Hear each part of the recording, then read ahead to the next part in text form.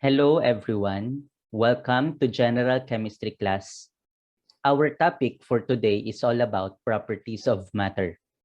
Pero bago natin pag-usapan yung properties of matter na yan, pag-usapan muna natin or alamin muna natin kung saan nga ba galing ang mga matter. Now, according to Carl Sagan, isang American astronomer and astrophysicist, tayo raw ay gawa sa kung ano ang meron sa mga stars or sa bituin, no? From the nitrogen in our DNA, the calcium in our teeth, and the iron in our blood, lahat ng ito ay nanggaling sa star, no? So these elements are called CH-NOPs or carbon, hydrogen, nitrogen, oxygen, phosphorus, and sulfur. Again, that is CH-NOPs. Pwede natin matrace yung pinagmulan ng mga element as well as matter nung magsimula ang Big Bang. Side note lang, it is said to be that the oldest science is astronomy kasi nung nagsimula ang Big Bang, nagsimula na rin ang astronomy. No? So, i-share lang natin yung konting scientific and historical account of what really happened after the Big Bang. Well, yung una, yung term na Big Bang ay ibinigay sa theory noon para kutsain yung teorya, no? Literally, meron raw isang malaking pagsabog kaya tinawag na Big Bang. Pero according to researches, hindi talaga pagsabog yung nangyari, no? Para siyang inflation, mabilis na inflation yung nangyari, no? So paano 'yon? Imagine nyo meron kayong hawak na balloon tapos lalagyan nyo ng hangin or lalagyan nyo ng hangin ng mabilis. So magi-inflate siya, no? Lalaki siya. Ganun yung nangyari sa Big Bang. Okay? Now, in the first few moments of Big Bang, the universe was extremely hot and dense. So yung ganitong ganitong state, no? Gusto nang mabuo ng mga nucleus. Yung nucleus ng mga light element, gusto na nilang mabuo. Pero dahil sobrang init pa, binabangga at winawasak sila ng mga high energy photons. Now, 3 minutes after ng Big Bang, medyo lumamig na yung universe. No, yung lamig na tinutukoy ko dito ay hindi yung malamig yung sobrang init pa rin, no? Mas mainit pa sa core ng sun, pero malamig na kumpara dun sa unang segundo ng Big Bang. Nagsimula ng mabuo ang proton, electron, neutron at iba pang particles na tinatawag na plasma soup. Okay? So dito nagsimulang mag-fuse ang protons and neutrons. Nabuo ang first few light elements like helium and lithium. So from there, sumunod na yung iba pang mas mabibigat na element like carbon, oxygen, and nitrogen up to iron. So, ayan. Lahat ng matter na nakikita natin sa Earth lahat ng yan ay galing sa outer space. Okay? So, maging yung mga bumubuo sa katawan natin, lahat ng element na yan ay galing sa outer space.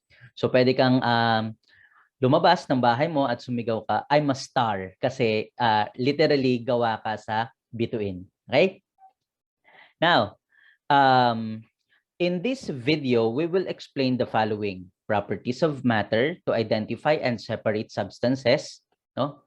Formulas of common chemical substances, consumer products on the basis of their components for use, safety, quality, and cost, and various simple separation techniques. You can find me at my YouTube channel, sciencesenseiTV, and please subscribe for more science and research and other educational videos. Okay? Punta na tayo sa property. If we are to find the meaning of the word property, it means characteristics, traits, or qualities. Again, pag sinabi nating property, pwede siyang characteristics, pwedeng traits, or qualities.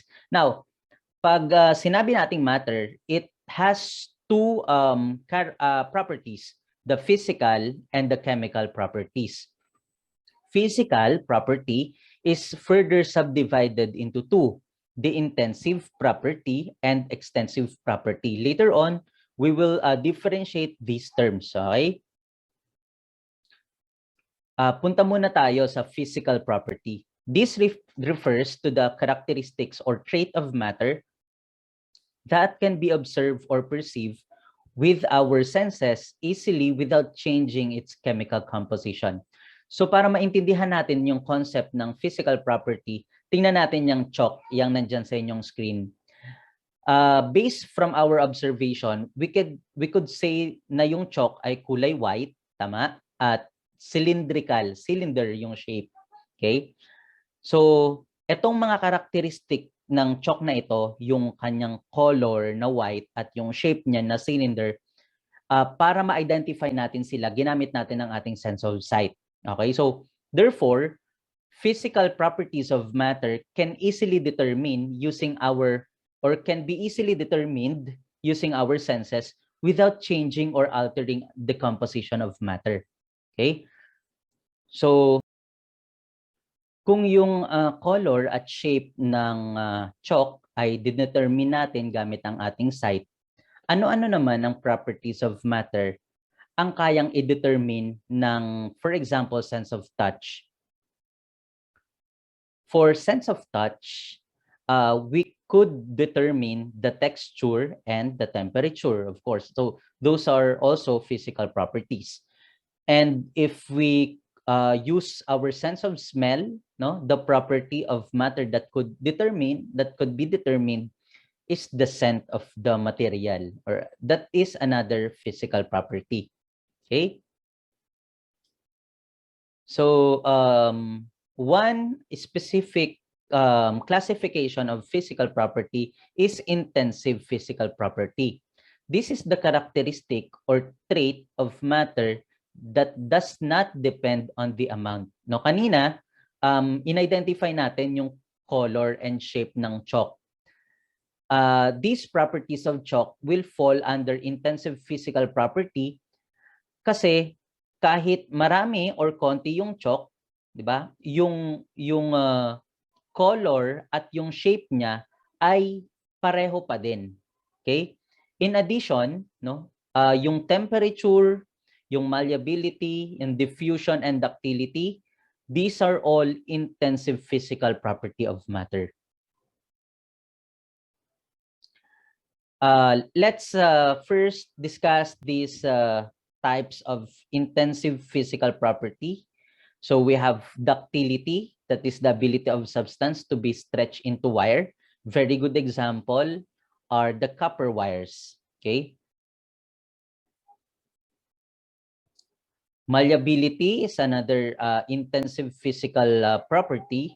It is the ability of a substance to be hammered or transformed into sheets. Okay. So yung mga jewelry, yung mga gamit sa bahay, no, these are all exemplifications or evidences that matter can be malleable. Okay. Diffusion is the ability of matter to be scattered or spread out. Example nito ay yung nasa figure, no? Kapag yung ink ay inilagay sa tubig, no, the ink will mix to the water even without stirring it, no? Parang kusa siyang magdi-diffuse sa water.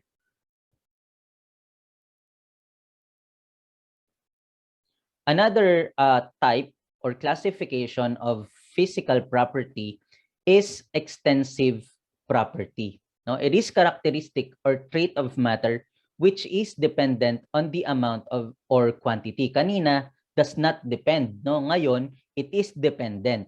Example of extensive physical properties are size, mass, volume, density, length, and width. So kapag binago mo, for example, yung dami ng chalk, magbabago na yung kanyang mass.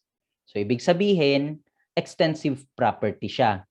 Affected doon, for example, biniak mo yung chalk or dinurog mo, no? So magbabago na rin ang size niya. So that's another extensive physical property. Okay?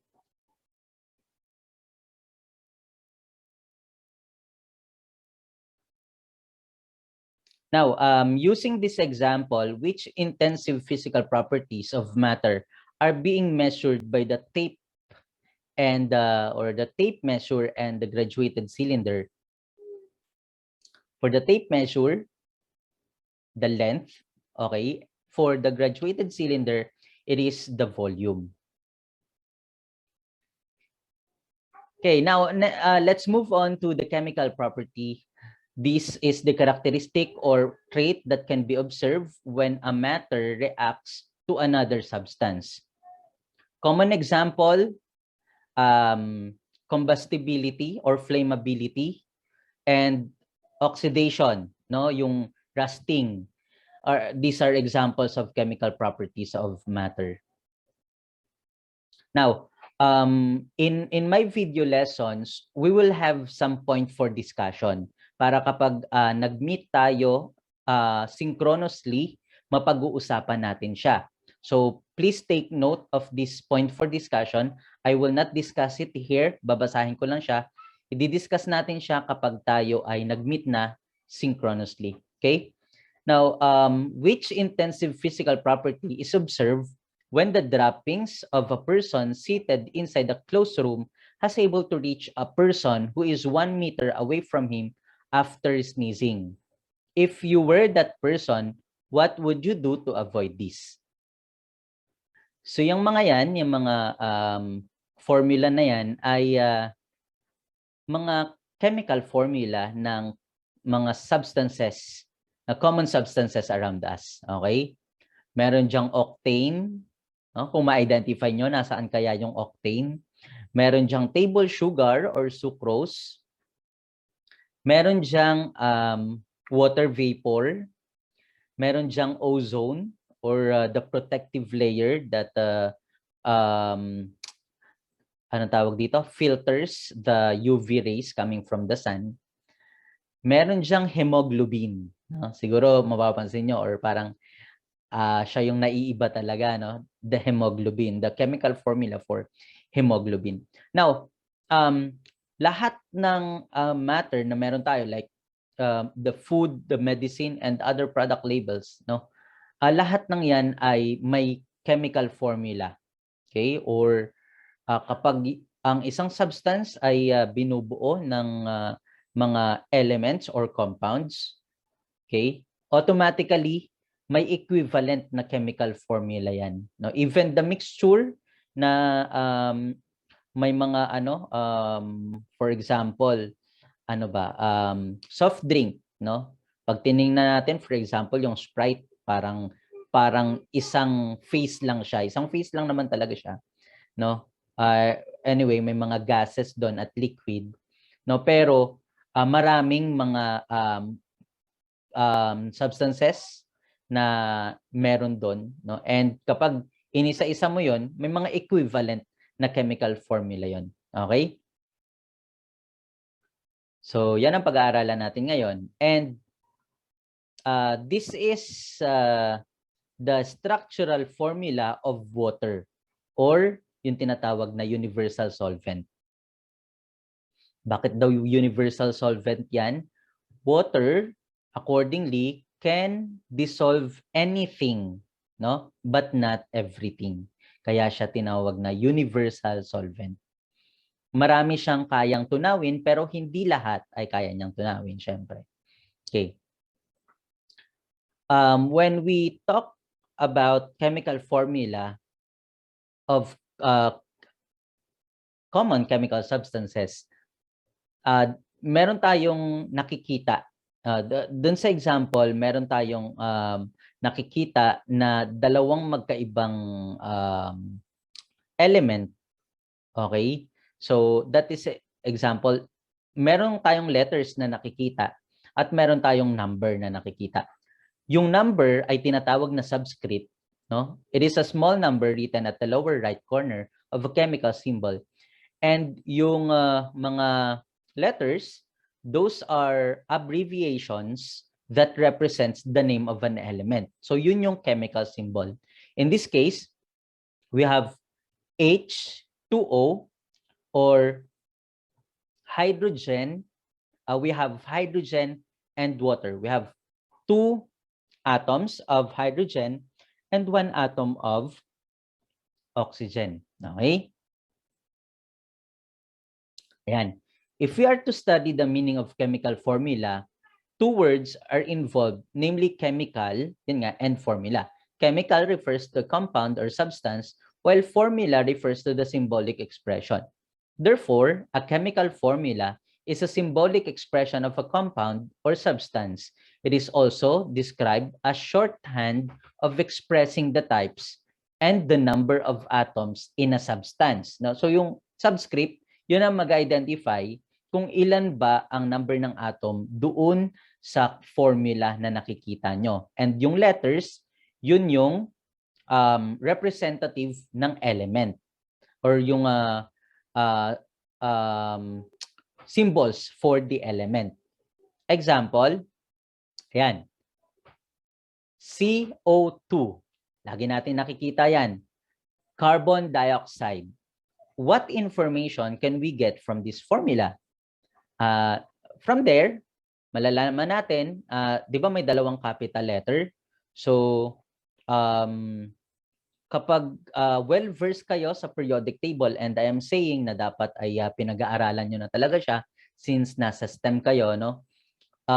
Pag dalawang capital letter, more or less, ang ibig sabihin niyan ay dalawang magkaibang element.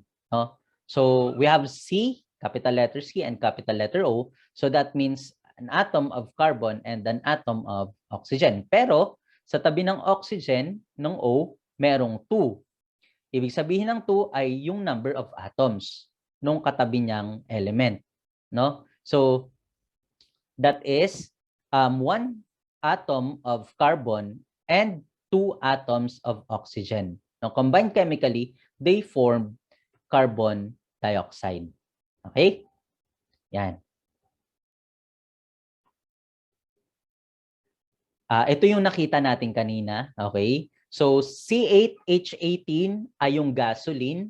No, isang type ng gasoline which is known as octane. No? Kung naririnig nyo yan sa mga patalastas, no?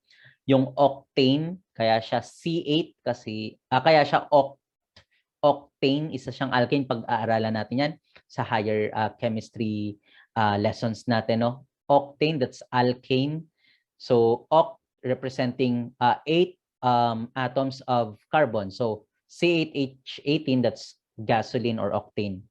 C12H22O11, that's table sugar or sucrose, yung ginagamit natin sa pagtimpla ng ating kape or gatas. Ayan.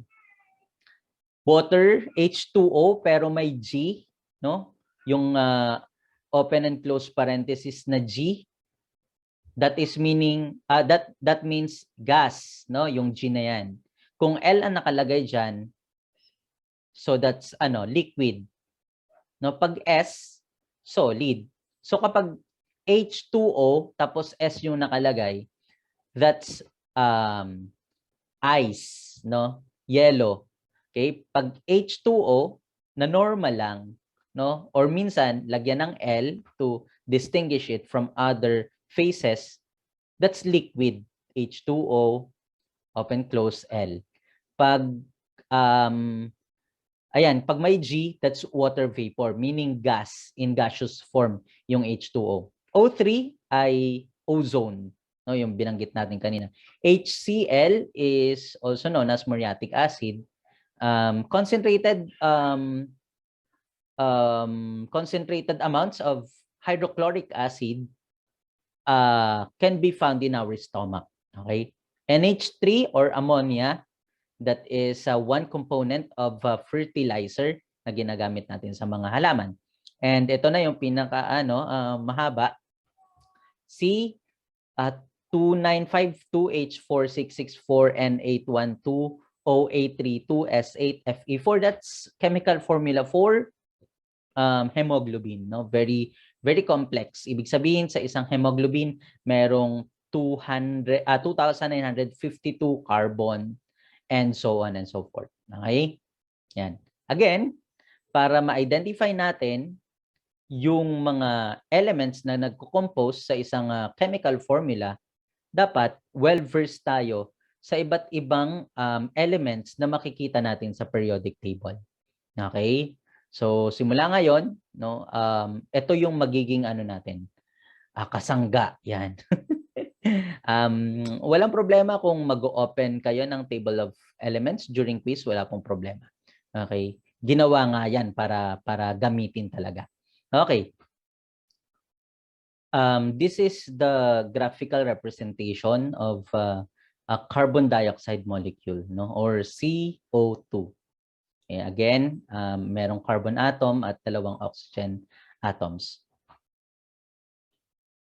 Yan.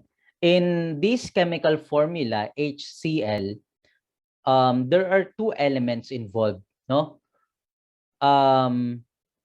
Makikita natin kung i-identify natin or pag-aaralan nating mabuti, may tatlong letra, no? Pero it doesn't mean na tatlo yung element involved. So makikita natin yung katabi ng C is L, a lowercase l, meaning part siya nung element na C. And you have Cl, so that's chlorine.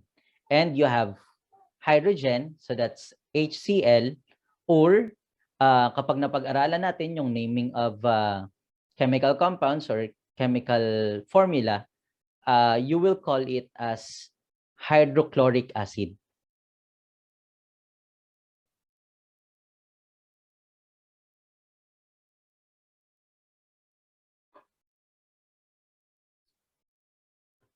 Ayan, ito naman yung graphical representation ng carbon dioxide molecule. Okay, so we have carbon atom at the middle and two oxygen atoms at the side. Okay. Now, in the chemical formula HCl, no, makikita natin na may tatlong letters involved. Okay, pero it doesn't mean na since may tatlong letter dyan, ay tatlong element rin ang nagre-represent sa kanya. Kung makikita natin, dalawa lang yung capital letter, H at C, and yung L na katabi ng C ay nasa lowercase. Okay, lowercase. So, ibig sabihin, yung L ay part ng Cl or magkasama sila. Isa silang element. Kaya, sa formula na yan, dalawang element lang ang involved. H for hydrogen and Cl for chlorine. Again, para maging madali sa inyo ang pag-analyze nito, kailangan well-versed kayo sa periodic table of elements. Okay. Now, nakarating naman na tayo ulit sa point for discussion. Again, i-discuss natin to during our asynchronous meeting, synchronous meeting.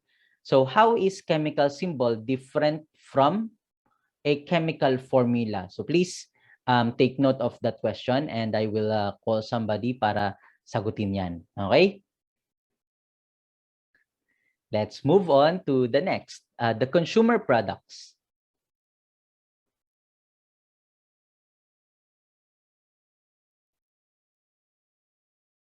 Our next topic is about consumer products.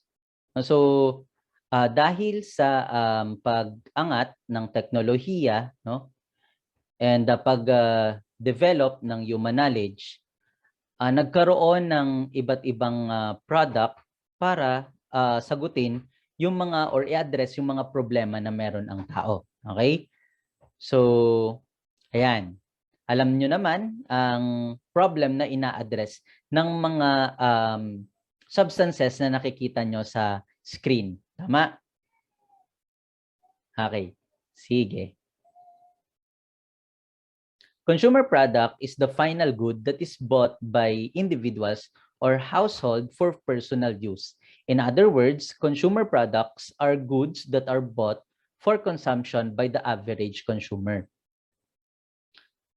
These were made possible because of the interaction of science, technology, and society, or STS, no? That is abbreviation for Science, Technology, and Society. The knowledge or the science is being used to come up with the different consumer products, that is the technology, that address problems of the community or the society. For example, bath soap is the technology, and it is a consumer product which we usually use to solve a problem of the society, that is skin infection and or poor hygiene, no? So most often than not, itong mga consumer products na ito ay ginawa para isolve yung either need or problem or curiosity ng mga tao. This is an example of a table showing the chemical components, use, and level of safeness and cost of a bath soap. So yung some chemical component niya, it could be, it has glycerin, sodium hydroxide, titanium dioxide, and triclosan, no? Use to cure skin infection and to improve personal hygiene. It's generally safe, but for external use only, and ang cost generally very affordable. Okay? Now, for our point of for our point for discussion, what do you think is the greatest invention of mankind? Yan, pag-usapan natin yan kapag tayo ay nag-meet. Okay? What do you think is the greatest invention of mankind? Yan, let's discuss the last part of this video lesson, which is the method of separating components of mixtures and compounds. First is filtration. No? Filtration. Very common yan sa atin. It is a process of separating the insoluble solid from the liquid substance by allowing the liquid to pass through a porous material called filtering agent. The solid particles which are retained in the filter paper is called residue, and the clear liquid which passes through filtering agent such as filter paper is called the filtrate. No, yung solid na iiwan sa filter paper ay tinatawag na residue, at yung liquid na natanggalan na ng residue ay tinatawag na filtrate. Okay? Yan. This is an example of illustration showing the process of filtration. Yan. Pag-aralan yung mabuti. Tingnan nyo yung iba't ibang terminologies, no, na meron dyan sa illustration. Okay. Next, decantation. This is a method used to separate the liquid layer known as supernatant and a heavy insoluble solid known as precipitate by allowing the said solid to settle at the bottom of the container. Then the liquid above the solid is poured off carefully into another container. In decantation process, the mixture is being set aside and given enough time for the precipitate to settle at the bottom of the container, such as beaker. Okay? So, ano nga ba itong decantation na to? Ayan. So, kung makikita nyo dun sa isinasalin na substance, meron siyang sediment dun sa ilalim, no? So, ang ginagawa dyan, ano muna, parang i-set aside muna para settle itong mga sediment na to. And minsan kapag maliit yung pagsasalin ng container, gumagamit ng steering rod para ma-guide yung liquid na magfo-flow papunta dun sa container na pagsasalinan. So that is the process of decantation. Another method is the mechanical separation. This involves the use of forceps, sieves, magnet, and other similar tools to separate the components of mixtures. Sand and gravel are separated by passing the mixture through a wires over a wire screen. Di ba? Nakikita natin kapag may mga ginagawang bahay, may dalawang tao na may hawak silang parang malaking salaan, no? Na parang may mga wire screen tapos minumove nila back and forth para mahiwalay yung sand sa gravel, no? Okay. So, in mechanical separation, the involved substances are mostly solids that can be separated manually. Ito yung example. Ayan. Kung gusto natin, for example, makakuha ng sobrang pinong paminta, for example, at maalis yung mga mas malalaking tawag dyan, particles. Ayan. Pwede tayong gumamit ng strainer or colander. Okay? That is an example of mechanical separation. Another is the centrifugation. It is the process that uses as a motor device known as centrifuge that speeds up the settling of the precipitate using centrifugal or rotating motion. So as the mixture inside the test tube of the centrifuge is subjected to centrifugal force, the heavier component settles at the bottom and the less dense component settles at the upper portion. Pinaka common example ng mga substances or substances na nila hinihiwalay gamit ng centrifugation is yung component ng blood. Okay? No, lagi natin naririnig yan. This is an example of centrifugation of blood.